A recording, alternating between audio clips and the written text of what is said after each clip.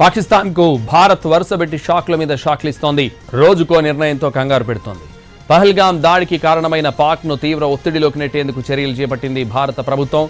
నీళ్లు నిలిపివేయడం నుంచి వాణిజ్యం వరకు అన్ని రకాలుగా పాక్ను టైట్ చేస్తోంది. ప్రపంచ దేశాల ముందు పాక్ను ఒంటరి చేసేందుకు ప్రయత్నాలు ముమ్మరం చేసింది.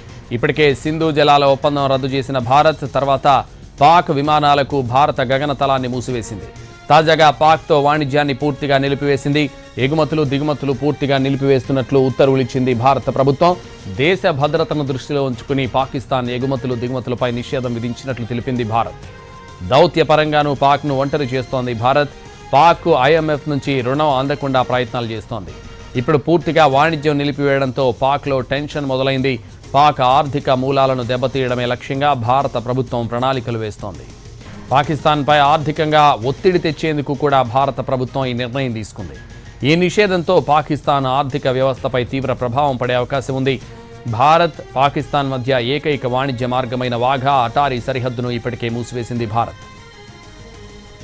2019 పుల్వామా దాడి తర్వాత దాయాది దేశం నుంచి చాలా దిగుమతులను తగ్గించింది భారత్. కొన్ని రకాల ఫార్మా ఉత్పత్తులు, పండ్లు, నూనె గింజలు వంటి వాటిని మాత్రమే దిగుమతి చేసుకుంది. తాజా నిర్ణయంతో పాక్తో పూర్తిగా వాణిజ్యాన్ని రద్దు చేసింది. ఈ నిర్ణయం పాక్ పైనే ఎక్కువ ప్రభావం చూపించనుంది.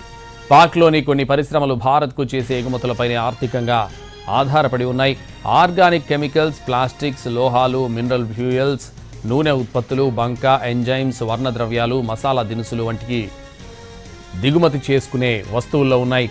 ఇప్పుడు భారత్ వాటిపై నిషేధం విధించడంతో పాక్లో ఆయా రంగాల పరిశ్రమలు కుదేలయ్యే అవకాశం ఉంది. మరోవైపు పాక్ ఓడలు భారత్ పోర్టులకు రావడంపై నిషేధం విధించింది కేంద్రం. అటు భారత్ ఓడలు పాక్ పోర్టులకు కూడా వెళ్లొద్దని ఆదేశాలు జారీ చేసింది.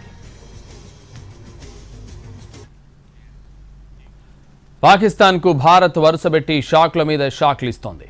రోజుకో నిర్ణయంతో కంగారు పెడుతోంది. పహల్గాం దాడికి కారణమైన పాక్ను తీవ్ర ఒత్తిడిలోకి నెట్టేందుకు చర్యలు చేపట్టింది భారత ప్రభుత్వం. నీళ్లు నిలిపివేయడం నుంచి వాణిజ్యం వరకు అన్ని రకాలుగా పాక్ను టైట్ చేస్తోంది.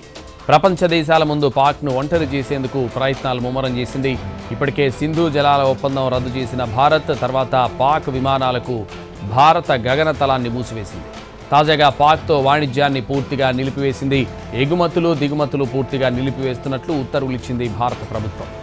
దేశ భద్రతను దృష్టిలో ఉంచుకుని పాకిస్తాన్ ఎగుమతులు దిగుమతులపై నిషేధం విధించినట్టు తెలిపింది భారత్.